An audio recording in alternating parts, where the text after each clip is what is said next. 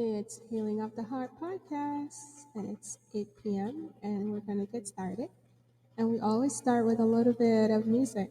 And lately, I've been rocking Samuel Madas. He's from Guyana. He's a contemporary Christian artist. I like to use the word contemporary. I'm not sure he would like that, but that's the genre that his music really falls into. Anyway, the title of this one tonight is called Valley. I like it. I think it goes well with the topic tonight. It's okay to admit when you're feeling lost. It's called Valley. Listen to the words if you can. And welcome to Healing of the Heart podcast.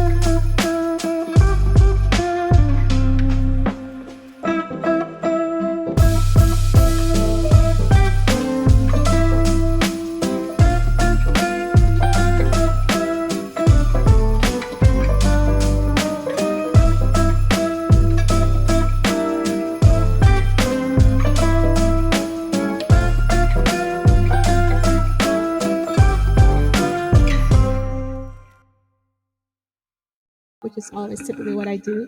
I always lead with a song, and I know some of you guys probably think it feels like church. Yeah, it's my way of kind of giving thanks, giving gratitude, and it helps me to find my way into our conversation tonight. So it's episode number 7, and you probably hear my cat in the background. I hope I have this denoise on, guys, because Shadow wants to still hang around. His name is Shadow. I have Shadow and Mitzi, and he still wants to be around. Hopefully, can't hear him too much because I have the denoise on my mixer board. So episode number 7. It's okay to admit when you're feeling lost. And this is all centered on the book Healing of the Heart, which is how this podcast got started in the first place. So tonight we're going to be talking about almost kind of like a segue, halfway point through all the things that we've talked about, why I did it, a private conversation between a girl and her dad, and then a private conversation between a girl and her mom, and, go ahead and wear that red lipstick. When the obstacles you sis, part 1 and part 2. And so all of those conversations really is dealing with the self and looking at formation of the self and where self really has been and where self is today, and how we can become a better self, essentially, is what healing of the heart is all about. And healing of the heart is ongoing work, for myself and for many of us. So healing is a continued process. And as we heal, we become better versions of ourselves. And so tonight, we're going to be looking at, as you're healing, sometimes, that kind of gets tricky. It gets kind of wonky because as you're healing, it sometimes you can feel like you're lost because this is different. It's a different journey. It's different from the pain. It's different from, feeling, in a sense, controlled or somehow out of control, if you will. So when you're on the path of healing, it can really feel wonky. It can feel a sense of, I'm not sure what I'm doing. I'm not sure if I want to continue this healing journey. It's a lot of work. I'm not sure what this can look like. I'm not sure if what I want it to look like, it will end up like that. So tonight we're going to talk about perhaps what it feels like to be lost in this journey when you're healing, and also to help us kind of get back on track or align or just to keep going. So before I continue talking about that, I didn't introduce myself, but by now I think everyone knows, but it's always good to do it because there's always new persons or people perhaps joining or listening to this podcast later on, and you're probably not sure who I am. So I am Keisha Henry, and I am a licensed clinical social worker psychotherapist.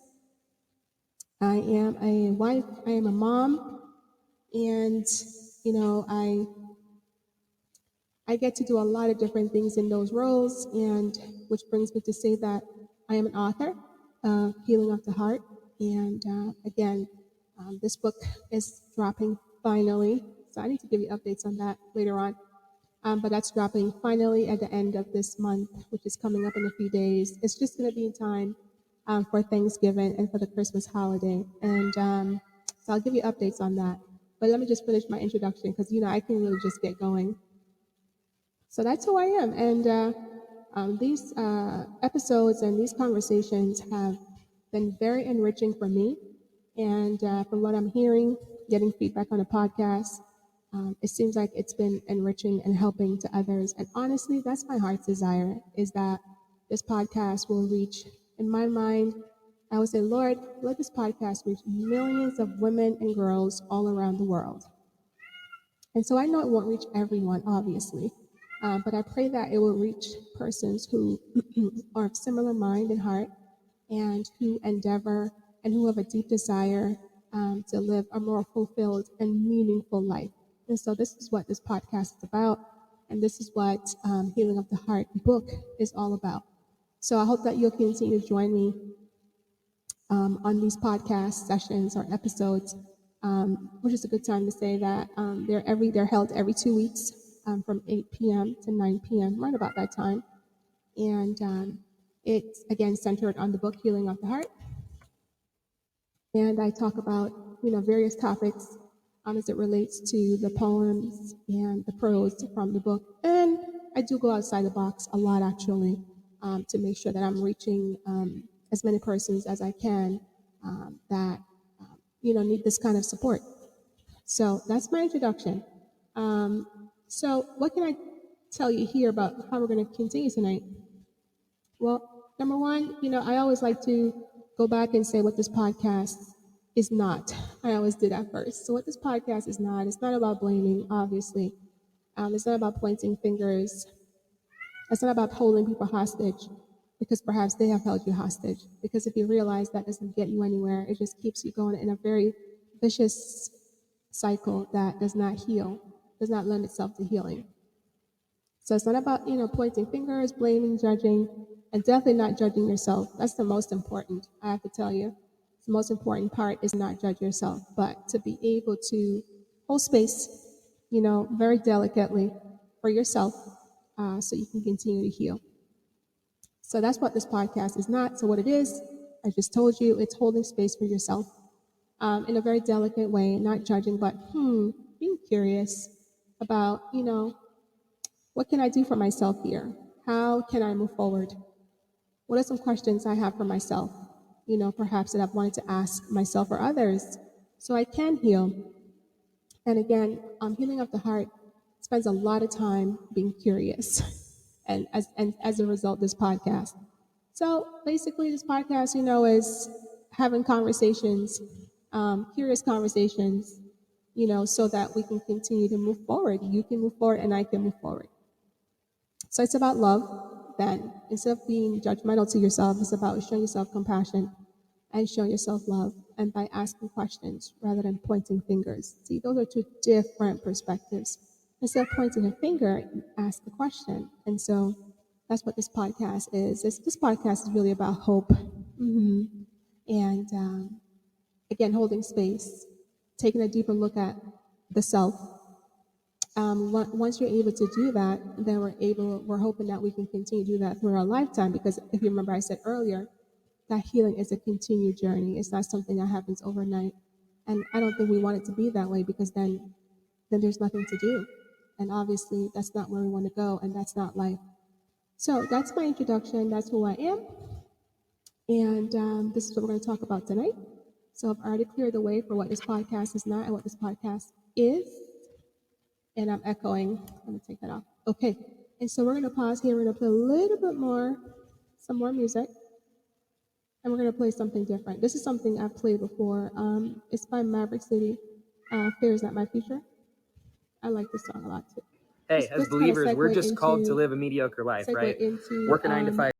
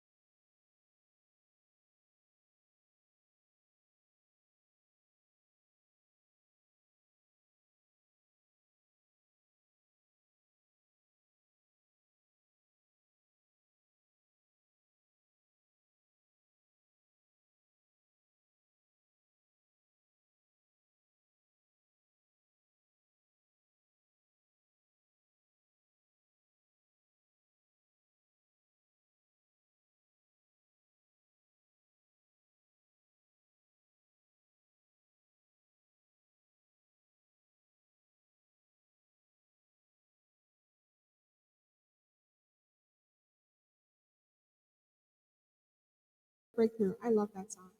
My goodness, all the songs I select for the podcast is because they're very meaningful to me, and I'm hoping that I don't know, maybe you'll find some comfort in the words. Oftentimes, when people write poems and songs, because they come from a very deep place, they come from pain, they come from hurt, they come out of frustration, frustrations, and oftentimes that's where the growth comes from. It's not from the mountaintop experiences. It's usually from the valley moments. That's where we grow, and that's where the beauty comes. I don't know. To illustrate that point, I was thinking of, which will help us get right into what we're talking about tonight. It's okay to admit when you're feeling lost. I'm thinking of Pebbles Beach in California. I believe they said that they have that section produces like the most beautiful stones and shells.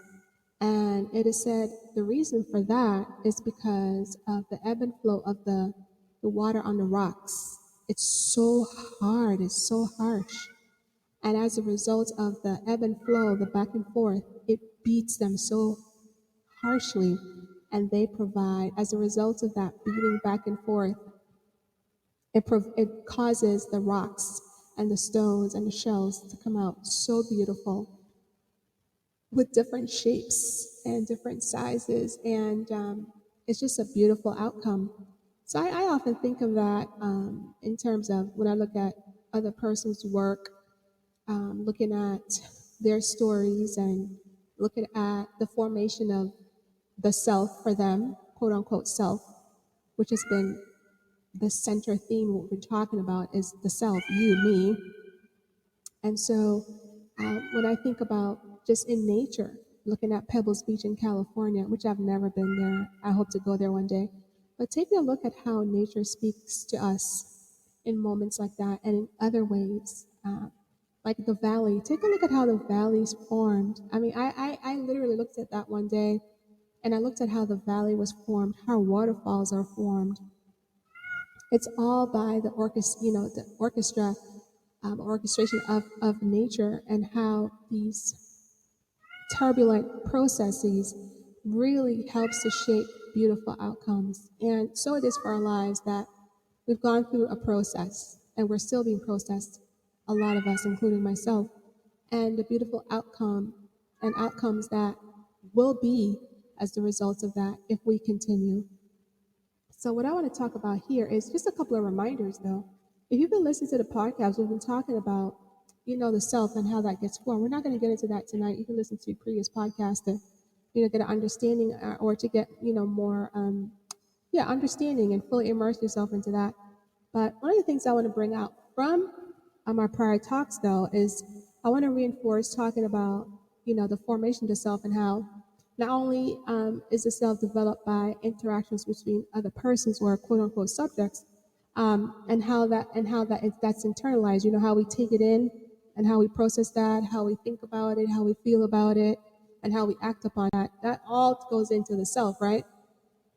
Illustration, the water beating the rocks, beating the shells. Okay, so how it's taken in, One of the things I want to talk about tonight is, remember the topic says it's okay to admit when you feel lost. We're talking about objects. So an object can be anything outside of a human being, an inanimate thing. It could be, I don't know, a book. It could be actually, again, the work of someone else. Doesn't have to be the person, but of the work of someone else. And how somehow or another these objects they can have lasting organizational structure. They can have lasting meaning on the inside of the mind. It can have lasting meaning on the emotions. It can have lasting meaning on the brain, and how that can really impact you and I, so we can actually become better persons. Because let's just face it, right? Let's just face it. Remember, all of us didn't have like the best caregivers. I'm not sure if you saw my quote this past week. I was meditating and this quote came to me. It says that, we were raised by our parents, we were raised by our caregivers, but yet somehow we end up being orphans, emotional orphans, right? And again, not pointing fingers, we're just looking at things as they are, all right?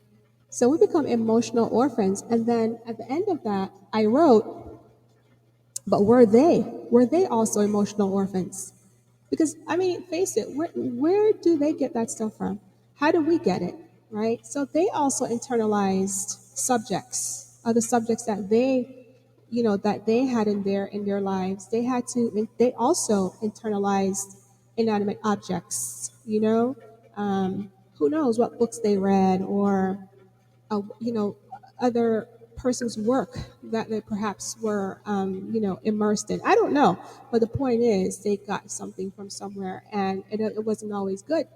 And so I asked the question, so somehow we're raised by them, but we end up being orphans, emotional orphans, because we know that the emotional intelligence is equally, if not more important than the intelligence quotient, because that's what the emotions drive our behaviors. They drive every single thing.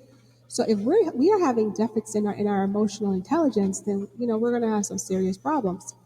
So then it's okay to admit when you're feeling lost. So let's pause here. So let me just make the transition then. I mean, really think about it, right? You're trying to, of all the episodes we've been talking about the formation of the self and, what it looks like then, what it looks like now, and trying to make changes. When you're trying to make changes, right? When you're trying to think differently, not let the negative emotions, override you. And I mean, we can list a lot of negative emotions. I'm sure you can for yourself. When you talk about, having a sense, not having a proper self-worth, not having a proper view of yourself, having holding everyone in awe except yourself, feeling like, people can do things, but you can't.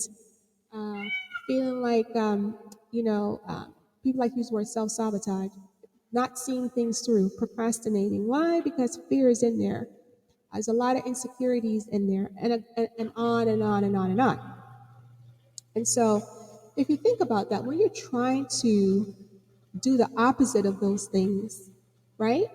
It's going to feel weird. You're at times you're going to feel like I'm lost.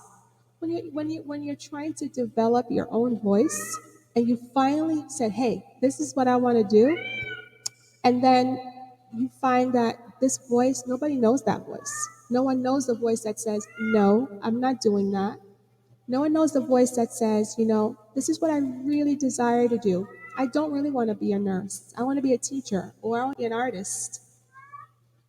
So this voice nobody knows. And so this voice can sometimes want to be diminished. This voice sometimes want to just be, you want to turn that voice down because supposedly no one is recognizing this voice. No one is recognizing any of the newness that you're trying to continue to grow. And so you're probably thinking, no one else has been here before. You know that's not true. You're thinking, maybe I have walked this walk by myself and no one else. For example, maybe you're in nursing school. Maybe, you are told to be a teacher. So I'm flipping around, and you're in nursing school, and maybe you're having difficulty in a class, and the new self wants to shrink back. The new self wants to shrink back to all the things that these inner dialogues that you were told that you shouldn't be or couldn't be. Perhaps inner voices that say you should do this because if you do that, then you'll make this, people proud, or you would live up to a certain standard. So when you're really trying to have the new self emerge little by little, when you're trying to make changes, you will feel like you're lost. When people do not want to recognize the new voice, want to recognize the work that you're putting forward, and people will push back. People will push back on that, not to recognize this new voice or the new efforts that you're putting forward. And so, by the way, that's also part of the beating. I want to tell you, the ocean hitting the water in Pebbles Beach, yeah, that's also part of the pushback, the pushback, the pushback. But recognize that it's okay that this will happen. It's okay that when you're trying to make changes, that it's okay to make space for it. As I said earlier, it's okay to recognize it rather than push it away, because to not acknowledge what you're feeling and what you're experiencing, right, is to deny the growth that needs to come forth. And so admitting that, hey, I feel lost here. This doesn't feel good. Of course not. You're not accustomed to that. You're accustomed to the old way of doing things. You're accustomed to perhaps sitting and brooding over something. You're accustomed to when people push back, you acquiesce. You said okay. You're accustomed to when you say no, you turn around and say yes. Instead of pushing through, you procrastinate and not follow through. So you're used to it's those old ways are easy to do. This new way of doing things, the opposite of those things, right?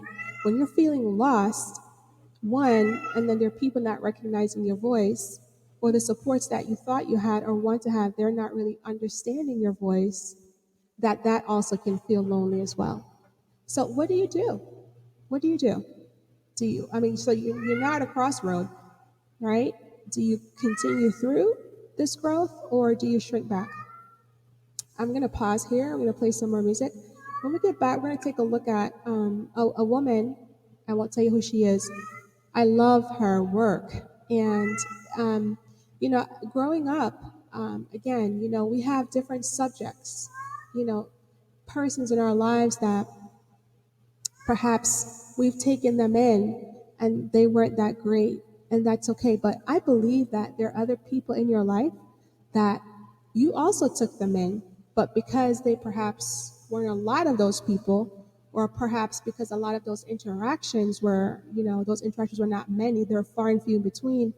Sometimes we forget about those things and those transactions, those objects, those object relations that we really have taken in, but they've been buried by all the other yucky stuff that we forget how they felt and the meaning that it had and still has.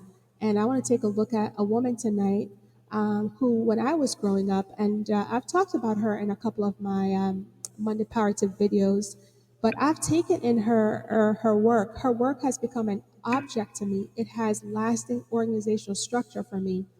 And sometimes, we don't readily have these examples in our lives, but we can look at others to see, and we can also go back to those one or few persons in the past in our early childhood that have really impressed upon us, that really can help us to move through as we continue to develop our voice and as we continue to, have beautiful shells. So I want you to contemplate that. Again, tonight's topic, it's okay to admit when you're feeling lost. It's part of the growth. So I'm going to pause here. I'm going to play Samuel Madas again. And if you have any questions or want to jump in the conversation, now's a good time to do that. So let's go back and play a little bit of Samuel Madas. I love the song Valley, and I love the lyrics a lot. So I invite you to listen to that. Oh, I love that song. I cannot get enough of Samuel Madas. All right. So before I talk about this woman, I want to kind of give you a little bit of update. So number one, so the book. I'm so excited about the book. I really am. I tell you what, I have had so many setbacks. I think I shared a little bit about the setbacks I've had with the book and the shirts. I am a woman of abundance. So the shirts finally came in last week. And I'm so happy about that. And because I am a woman of abundance shirt accompanies the book Healing of the Heart. And so when you have a healing heart, when you have harmony in your life, you have peace, you are going to be a woman of abundance because so many things will begin to flow. Your relationships will flow differently. Your decision making will flow differently. The way how you feel about yourself will be different. Your walk will be different. Your talk will be different. Your energy, everything about your demeanor, your countenance, everything will be different about you. And so this shirt, I was very, very happy when they finally came.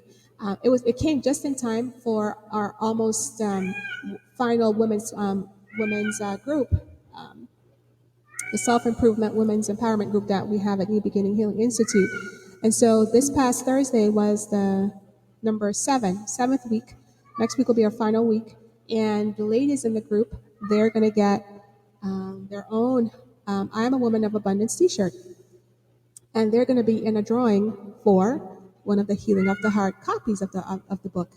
And also, I'm going to make that. I'm going to do the same thing here. As a matter of fact, I will put out a social media post this coming week to announce that. So I can make the same opportunity available to other people in the NBHI community on social media, which is the Facebook and the Instagram page. So that's some updates there. So we are coming to a close on the women's group. I'm so excited about it. It has been very fulfilling, very rewarding. I'm very, very excited. I don't know. I know Stephanie Samino and we have really just, every time the group ends, we just look at each other like in such amazement to see the growth of the women from the very beginning and all the way through. And, one of the things that we do in this women's group, we do like a pre-test. We do a self-esteem inventory. And it has a scoring to see where you are when you first started the group. And we're always amazed to see the change in the score. The score was so low for self-esteem. And then by the time the 8 weeks come around, it has increased. And so we're always happy about that. And so we want our women to keep these gains that you're getting from the group. As a result, we also have another group coming up. It just ended this month. It's called the Women's Connection Collective. This is where women that we have worked with either in individual therapy or group therapy, and they want to connect with other women who are like-minded, who they want to connect. They're professional women, they're entrepreneurial women, and they want to connect and they want to continue their growth. And they want to do insaneness. They want to have persons that they can connect with, because you and I both know that stable communities are built upon stable interpersonal, interdependent relationships. And so these women, it's interesting how they're asking for this, and this group really does exist. This group started this year, January, because I realized from the women that we have worked with, that they're looking to continue this growth. And so outside of the walls of the practice, outside of everything else that they do, so now's a good time for me to share that, listen, this group is going to start again in January, the Women's Connection Collective. So the Women's Self-Empowerment, Self-Improvement group, though, is not going to happen again until next fall, although we're getting different requests for it to continue spring. We'll see how that goes. We'll keep you posted on that. Very excited. So I've updated you on the t-shirts. I've updated you on the book. The book, I didn't mention this part. I got the final copy. Oh my gosh, it's so beautiful. I think I'm going to make a post this week about that. I think it's fair that I do that. It's really nice. Yeah, I feel motivated. I'll do that. So I'm going to send you, I'll put out the copy of the final photos, the front and back, everything of the book. I'm going to post that this coming week, so you get to see that. And again, you'll see different promotional materials about it for the Thanksgiving and the Christmas holiday. All right, so enough about that. So I think I gave you all the updates. I think so. I don't think I missed anything. All right, very good. So, before I really, really get into this person who I want to talk about, I want to pause here for a second to say, do you have any persons in your life present or in the past or even recent past or remote past, maybe, elementary, middle school? When I talk to different people about this, persons will say, well, yeah, my guidance counselor or my coach, or, it was that lady at church, or it was my youth leader, or, it just, who knows, right? It was that teacher, right?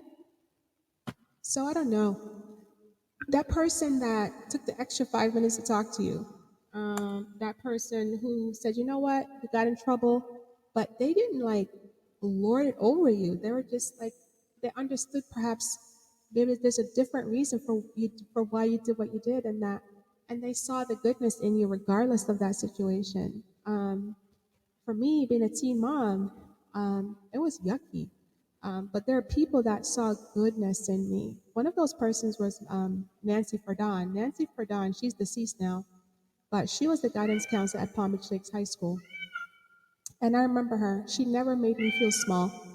She always said, Keisha Morant, you're going to do this. You're going to go on to college. You're gonna do this. And I did. And so people like Nancy Ferdon is someone that I love very much. She's gone now. But I don't know, who are these people in your life that believed in you, that allowed you to feel good about yourself, even though the circumstances said otherwise or tried to dictate otherwise?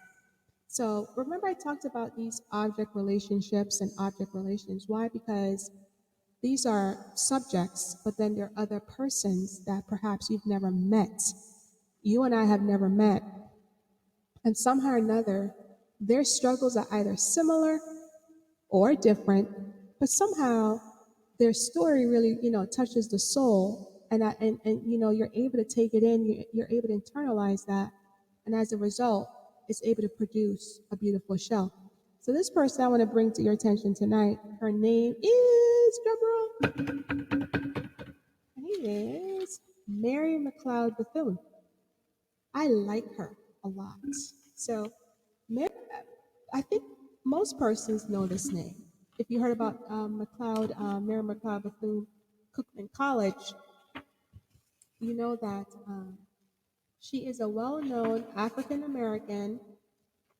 She's a teacher. This woman has held several um, prestigious, she's a highly esteemed woman, and she's held many high positions, even government in this country. And she is the founder of Mary Bethune Cookman College in Daytona Beach. And I've been reading her autobiography, and I want to read a few lines to you to see if you can connect with this woman and to look at, perhaps her struggles, look at the formation of herself, okay? And she grew up, when she was born 12 years after her her parents, because her parents were slaves. She was born on a cotton field picking cotton with her siblings and her parents. But when she was born, I believe, according to the book, she had just escaped that time frame of such torture. But I want to read to you a couple of things about the self. This is what she said. She says, through the discipline that my self, quote unquote, it's interesting, she has just like that, has received, my spiritual vigor has been quickened and energized. Before I fully knew myself, my mother disciplined my life in order that I might know humility, stamina, faith, and goodness. I was shown goodness by precept and example. And because my parents believed so implicitly in me and my understanding, I learned to believe in other people. Early in my childhood, my mother taught me to hold the little New Testament which the minister brought around and sit quietly in communion with it and God, even before I could read. So pause. So you can hear Mary McLeod here talking about the formation of herself. And before she knew herself, because she did not know herself, okay? None of us do. We're learning ourselves, and we learn ourselves through the formation and information given to us by our parents. For Mary McLeod, she had an emotionally invested and spiritual invested parents, particularly her mother.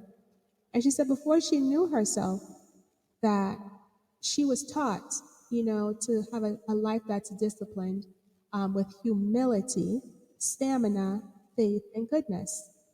And so she learned that not only by her mom talking to her, but also by her mom's example, by the way her mom lived. So the way how her mom spoke, her mom's life also backed that up. It was not anything that was indifferent. It was actually very much the truth for her. And so I paused again to say, I don't know, can you relate to her story? Can you relate to this little part of what I read about her? So how about this part? She says, the word has been hidden in my heart by that knowing which is not literacy. Let me read that again. The word has been hidden in my heart by that knowing which is not literacy, but which is so basic to literacy. So she's basically saying that knowing the word here meaning the Bible, was not literacy, but which is so basic to literacy, to understanding other word or works that she would read. And then this is what she says. This is what she says. As we sing the beautiful spirituals and remember that they flowed from unlettered hearts, because her parents could not really read as such. Her mom could read, a little, but her parents were slaves. So, in this country, if you're a slave, you're not able. A lot of slaves were, illiterate, could not read. So she grew up in this time of hardship. Think about that. The formation of herself. She endured slavery, watching her parents slave, in the fields, and yet she says she was raised with humility, stamina, and faith and goodness. So she's seen a lot of hardships, a lot of torture, a lot of misfortunes. But listen to herself as she decides that herself is going to be formed despite of those hardships. And this is what she says. This is the other part that I want to read to you. As we sing the beautiful spirituals and remember that they flowed from unlettered hearts, people that can't read, we can appreciate more deeply how their social significance is interwoven with their spiritual understandings. Now that got me. It says, we appreciate more deeply how their social significance is interwoven with their spiritual understanding. So when you're feeling, it's okay to admit when you feel lost, when you're trying to develop your voice, and the world around you does not recognize that voice. People in your context, in your settings, and outside of that, they'll push back. It's like you're trying to do your work. You're trying to really develop that intentional side. The desires, the dreams, the hopes. You're trying to really do that, and you're not getting any positive feedback, or you're not feeling good about it. You're not seeing any signs of this is the right thing, or this is good, or none of that, no support. And then, so here's what she says. we can appreciate more deeply how there's social significance, because her parents had no social significance. They had none. She didn't have any. It's interwoven with their spiritual understanding. So here she's saying, you know what? Her formation of herself, when she was growing up trying to develop her voice, she understood early on how the spiritual understanding, having a spiritual connection for herself, developing that was important for her.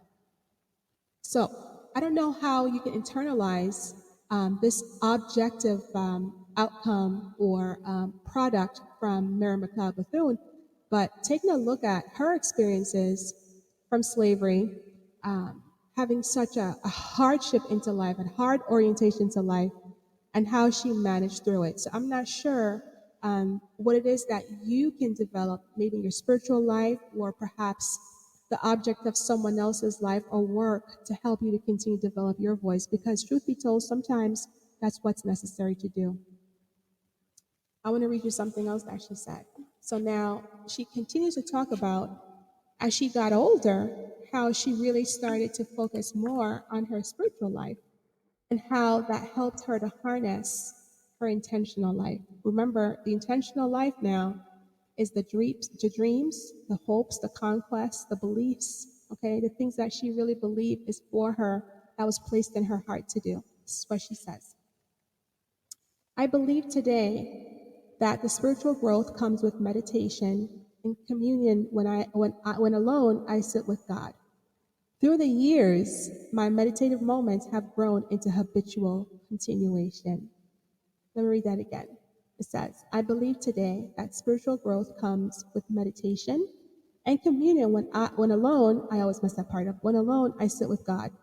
Through the years, my meditative moments have grown into habitual continuation. Now, I have to tell you, I have to pause here. I get excited when I read this part because when I read that, I said to myself, this woman was born how many centuries before me? When is her birth, her date of birth?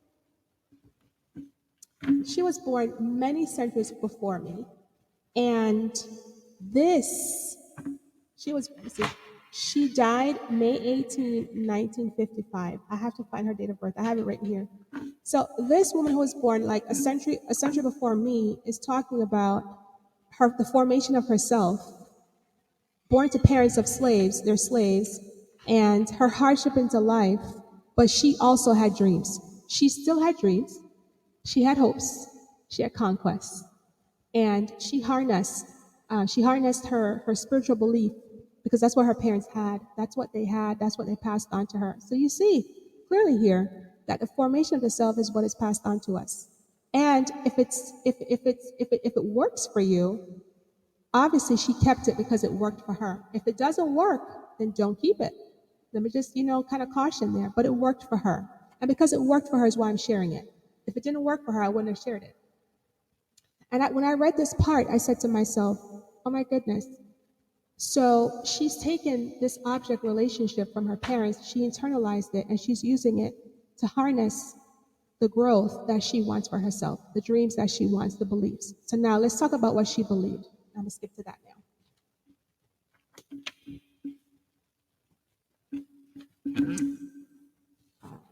This is what she believed. She says, very early in my life, I saw the vision of what our women might contribute to the growth and development of the race if they were given a certain type of intellectual training. I longed to see women, Negro women, hold in their hands diplomas which bespoke, I like that word, achievement. I longed to see them trained to be inspirational wives and mothers. My goodness, I love this. I long to see their accomplishments recognized side by side with any woman anywhere. With this vision before me, my life has been spent. So look at this. This is a Negro woman, right? Grown up in the South with her parents who were slaves. And she had something very intentional that was placed in her heart, and I dare to say by God. She had a vision for women, for girls, to live a productive and a meaningful life, for mothers to be good parents to their children, to their daughters, and to their sons. Now, before I end this podcast tonight, I want to just give a reminder. So who is it in your life that, I don't know, that actually helped to form that good part of yourself? Who was that person? For Mary Bethune, was her mom and her dad, particularly her mom was a very spiritual woman, but very kind to her also. And so, who are those people in your life? I'm going to challenge you a little bit to sit down and make a list of those people, of what those people did for you, and how they caused you to feel, and how they inspired you then. And perhaps if that feeling is still with you, what can you do with it now? Because remember, with Mary Bethune, this was inspired in her early.